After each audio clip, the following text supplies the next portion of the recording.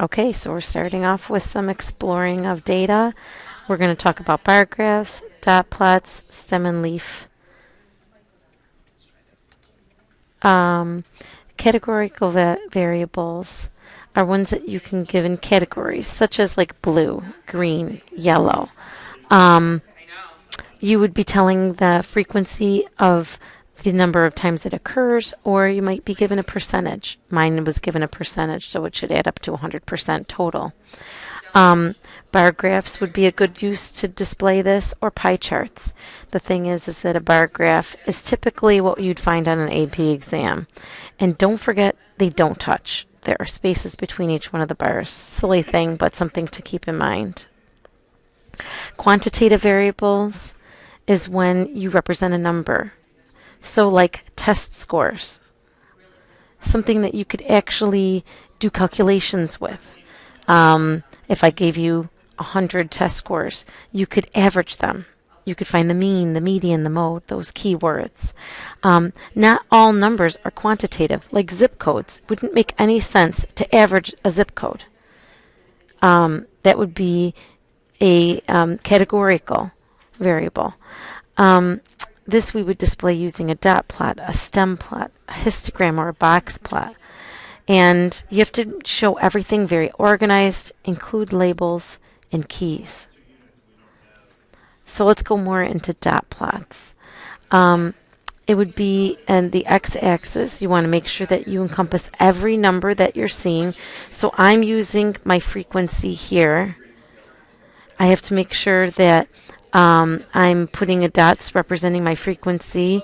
My player number is my X value down here.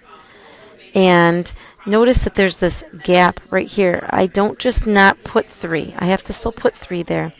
But it is showing a gap in there. And it's pretty obvious that I have a steady amount of goals for 1. And you can even convert this easily into like a bar graph. There should be nothing here. Oops. That's bad. We don't want it to touch. But it kind of shows a basic outline, and it's just supposed to be like a picture, a small picture of what the data looks like. And you make sure 1 dot per occurrence. So, of course, if it was 100 occurrences, this would not be something you'd want to use because you'd have dots all the way up. And also, if the range, if you had players up, if it was a football team, numbers from 1 to 77, again, look at that number line, it would be huge. So it's more for things smaller in range and smaller in frequency. A stem plot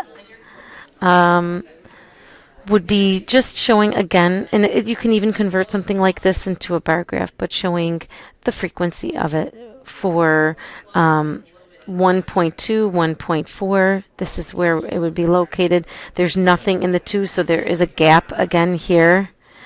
We still want it represented, though. This would be like there'd be a lot of frequency between here. I think you'd be calling this a cluster. 3.1, 3.4, 3.4, 3.6. This would be a big group of numbers in the 3s, and then there's a person who got a 4.0. And another way, you can also encompass it. This would be blank, but to be more like a bar graph, it's almost like a sideways bar graph of showing where things and the frequency of them are.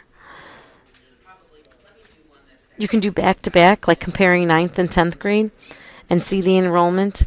So the courses that have students in the units or the 1s, this would be the 10s, 20, 30.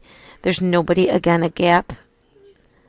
Where 40 students are enrolled, there are none, no classes, and 50 students are enrolled. Again, we put a key here. Note the gap at 4. It's still represented, though.